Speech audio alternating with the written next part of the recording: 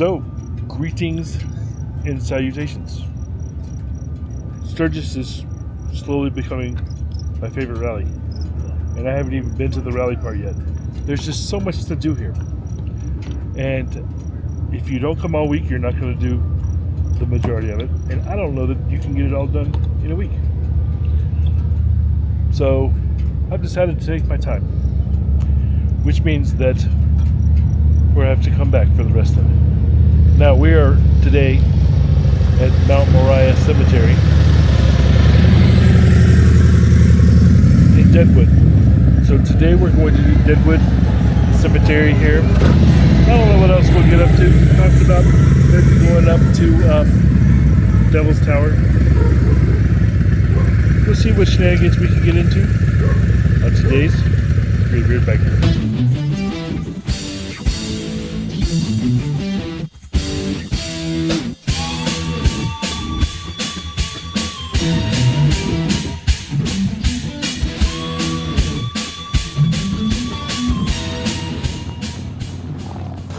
Well, we woke up this morning and rolled through Hill City. So short stop, maybe stretch the legs, snap a few shots here for the series, grab a coffee. I have thought about it. Then it's back on the road for another 45 minutes to get up to the infamous Deadwood.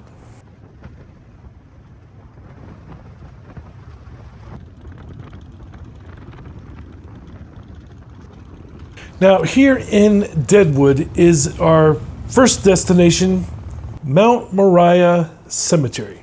Perched above the town, it's got a real view of the whole valley there. And this is Wild West territory. So there's the TV show, there's movies. What people know of Deadwood is Wild Bill Hickok. Real name, James Butler Hickok. Gunslinger, lawman, scout. He's known, particularly in this town, for getting shot in the back of Saloon No. 10, which I'll take you to a little later. And he was holding what's known as the dead man's hand. Aces and eights. The lesser known name, the guy that shot him, Jack McCall, didn't last very long after that. They hung him after a really quick trial right downtown. Now, Wild Bill only lived in Deadwood a month before he was shot. Afterwards, his grave was moved up here in the cemetery in 1879. Tourists and outlaws have stopped by ever since. Okay. Behind me is James Butler Hickok, better known as Wild Bill Hickok. Okay, so he was given that name by other people. He didn't give himself that name. Most of us usually get nicknames from other people. A couple cool things about him. He was I'm gonna get this right. He was employed as a detective. He was a scout for the U.S. Army, and he even served as Marshal of Abilene, Kansas. So he's a jack of all trades, this one.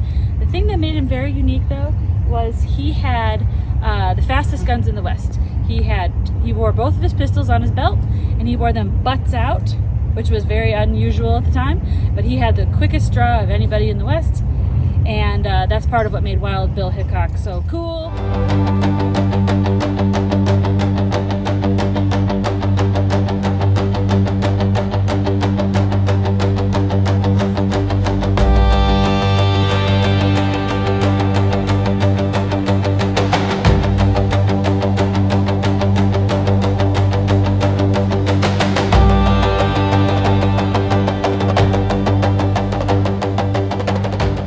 Now, graveside next to him is Calamity Jane, whose real name was Martha Jane Canary. She was a frontierswoman, scout, and another Deadwood legend. She died in 1903, famously saying that she wanted to be buried next to our buddy Bill here. Now, some say that they were friends, some say that they were more than friends. Frontier history always seems to blur whatever the details are. Some people just say she was a really big fangirl. Now, Hollywood has portrayed her in lots of different ways, from very attractive. That can't be Calamity. Why, she's beautiful. What happened to her? To very unattractive. Loving regrets. From Calamity Jane to her darling. What the radio edit you looking at? Like he's a radio edit, Adonis. But this is what she looked like for real. And right next to Wild Bill Hickok is Calamity Jane. This woman's name is Martha Canary, but they choose to call her Calamity Jane. Seems like there should have been something else there. But anyway, controversy and speculation have clouded the life and times of Western legend Calamity Jane. Stories about her range from the verifiable to the far-fetched fabrications. The truth of this Deadwood legend may never be known, but many historians agree upon some facts. Martha Canary relocated to the Wyoming Territory, where she worked as a dance hall girl. You go, girl. Dance all day long. Waitress, laundress, and prostitute. You know, make that money. $20 is $20. At the railroad camps and military posts along the Union Pacific Railroad. By wearing men's clothing, Martha would disguise her gender. This choice in dress would eventually define her persona In late 2025. Trans. Just kidding. No, she's just trying to freaking get shit done, so she had to put pants on for that. You go, girl. You wear them pants. She would gain regional and national notoriety through newspaper articles, dime store novels, and whatnots, and even get an autobiography. Though the exaggerated publications, Calamity Jane was portrayed as an expert scout, bullwhacker, teamster, crackshot, and Western heroine. The reality, though... Bullwhacker, no less. Bullwhacker. I have never whacked a bull. I'm not even sure I know how to do that. I mean, I have an idea. Anyway, the reality, though, is that she had many unfortunate faults. Alcoholism is possible explanation for Calamity Jane's fanciful yarns and numerous love affairs. I just read a whole bunch of crap about Calamity Jane, Martha Canary. This is right outside of her grave, Martha Jane Burke. I'm gonna guess that's a married name, and that Canary was her born name, alias Calamity Jane. Her dying request, buried besides Wild Bill. So everything else I told you is spot on, but the last name is not. This place still feels rough, real, and you can see why so many folks hike up this steep hill to see all of these old graves. And there's more here than just those two people, but none as known.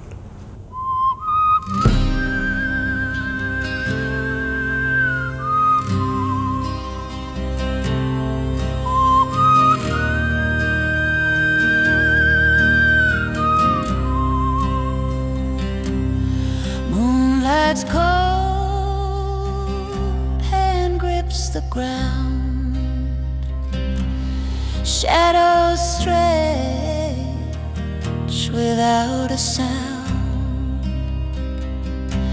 The wind it hums, the wind it howls through hollow trees and broken vows. Whispers among the stones. Oh, they call my While we were here in the Mount Moriah Cemetery gift shop, cemeteries have a gift shop, we learned of a scavenger hunt social media game, which my wife decided to play. The game is to find Wild Bill. You find 10 locations to track down statues, saloon signs, murals, any way that you can to take a selfie with Bill. She completed the challenge, of course, and as a prize, we got a bag of gold. Kinda. Chocolate coins for the win.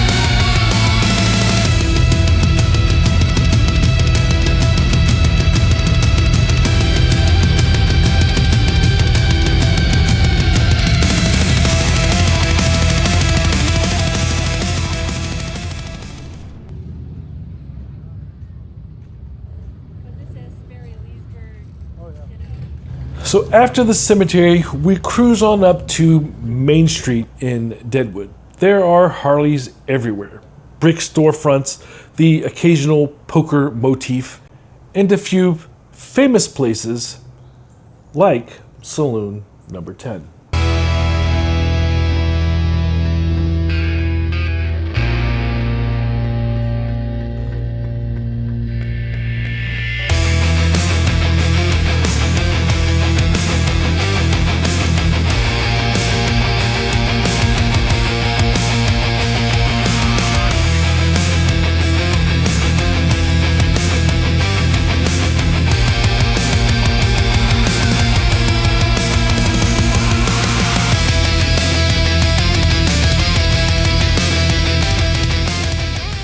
And Saloon No. 10 was closed for lunch. Evidently, they'd run out of lunch. I don't know why they did that. But instead, we went across the street.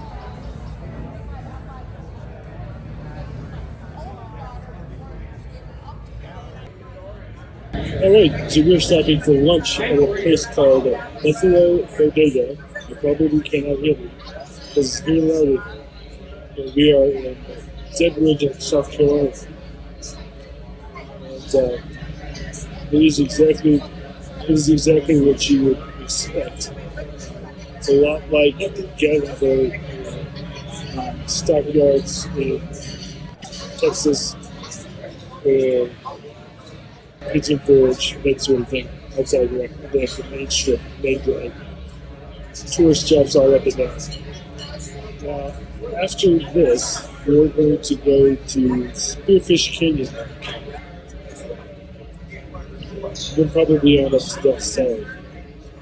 Just when you do something like this, make sure that you allow plenty of time.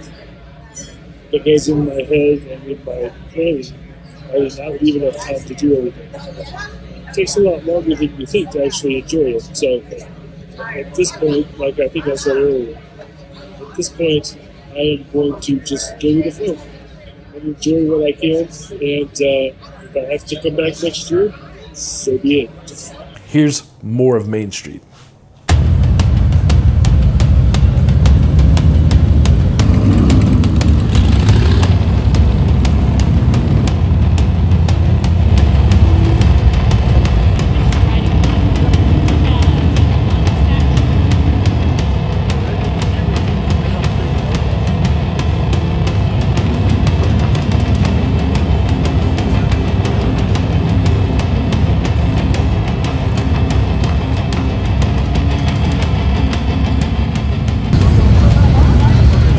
Don't be that guy. How am I supposed to pick the bike up?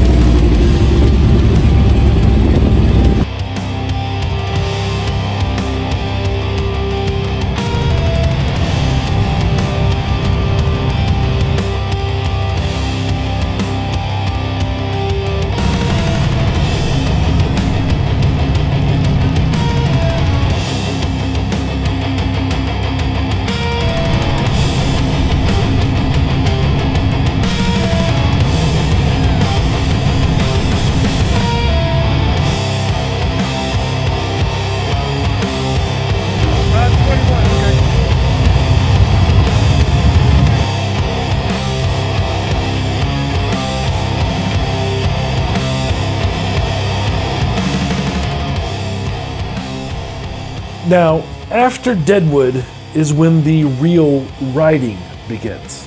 Hunger satisfied, we then point the bike towards Spearfish Canyon Road, a absolute must in the Black Hills.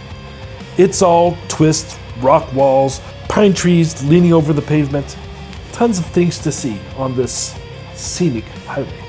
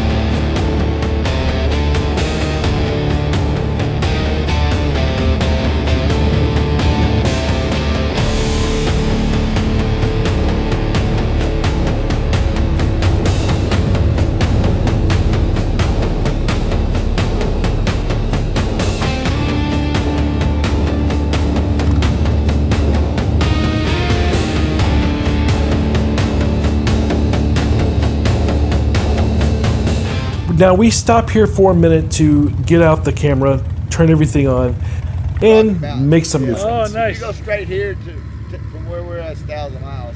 I haven't gone. I know there's an Arizona bike week out there. I've never done anything out west. Out west? Yeah, I've gone all the way up to Laconia on the East Coast, Right. but I haven't done anything out there.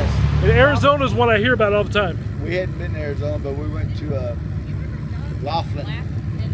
Oh, yeah. River, and it's a desert, and it's hot as hell. You need 12 fucking piston fans. They changed the name of Laughlin, didn't they? Did they? I don't even know. I think they Laughlin, the city after the is, big so they fights. moved it to a different one. Yeah, it was a good one. I mean, they had, my brother and them had fun. I was sitting there whole fucking,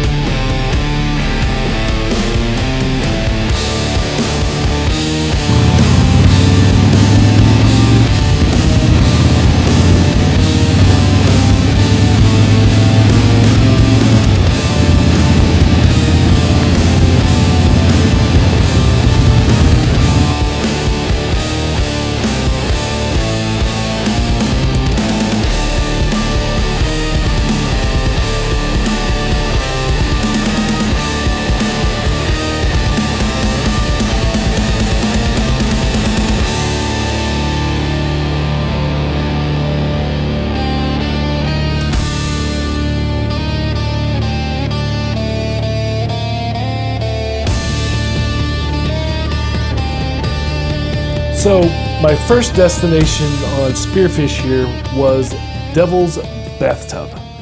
The Devil's Bathtub is a slick natural pool cut into the limestone by centuries of water. Now, locals have been cooling off here for generations. Legends have it that swirling cold water caught more than a few travelers by surprise, hence the name. Nowadays, it is a quick hike to the pool. It's about 1.5 miles in and then 1.5 miles out, which is why we didn't do it. But there are cold, clear waters and some gnarly slip zones, if you will. Now, it was never a crowd spot until recent years. With social media, it's been made more famous. I take it this is not the Devil's Bathtub? I just saw the sign. It said park here. This is not it, no. After that, the second stop was Bridal Veil Falls. It comes up just down the highway a bit from the Devil's Bathtub. Now, Devil's Bathtub, just to let you know, the place where you park is not where it is. It's a trick. you have to keep going past where the parking lot is, where you can stop on this gravel road, go across a bridge, and then there's a walking trail from there. Made it to the bridge, but decided to not walk to the pool itself. But through social media sharing, I can show you what it looks like. Now, social media is what has made this place more famous. Before, it was a locals only place. People didn't really know about it. Now people come here, take video, take pictures, and it's become so popular that the government had to build that place for people to pull off and park.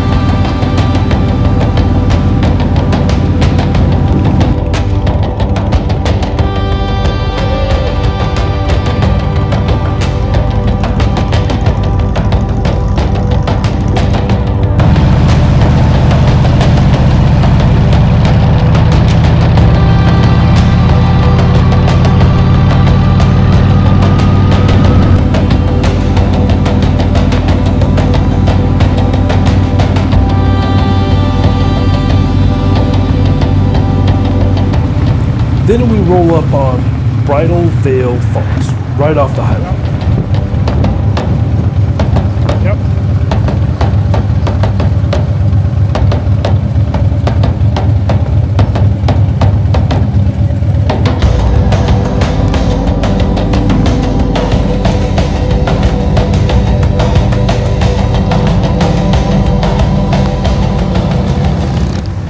We didn't go see the Devil's Bathtub because it was a hike, but I'll put it in footage if I can find it. The next thing up from there, however, is Bridal Veil Falls. Let's take a look at it.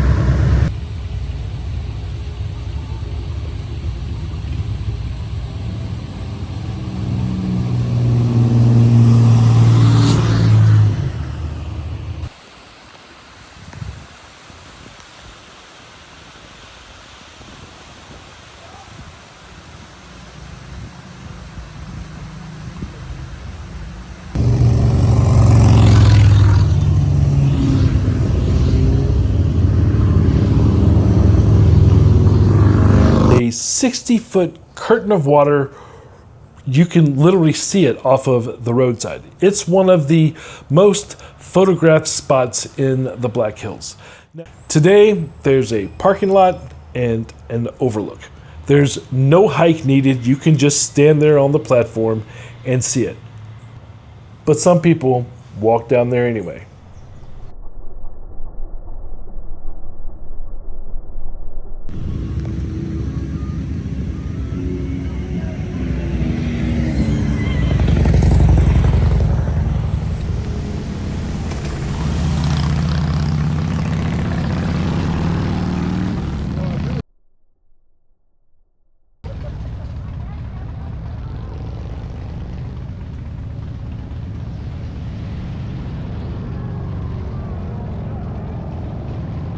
As the sun starts to go down, we cruise further on through the canyon.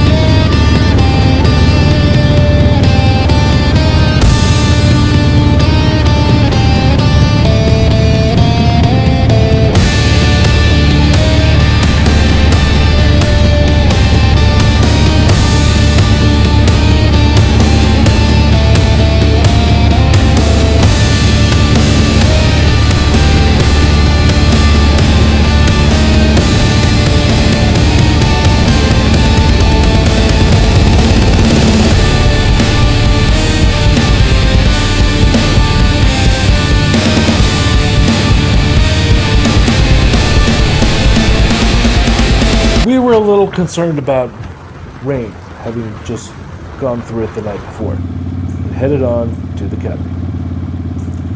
So that's going to be a wrap for today's Graybeard Biker episode, part 3 in our Sturgis Biker Rally series.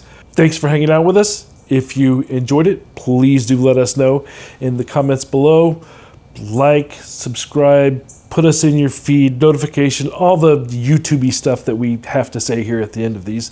We really do appreciate you doing that. It helps the video get out to other people. It helps us to continue making videos like this. Next coming up will be day 4. And I do believe in day 4, we go out to the Badlands.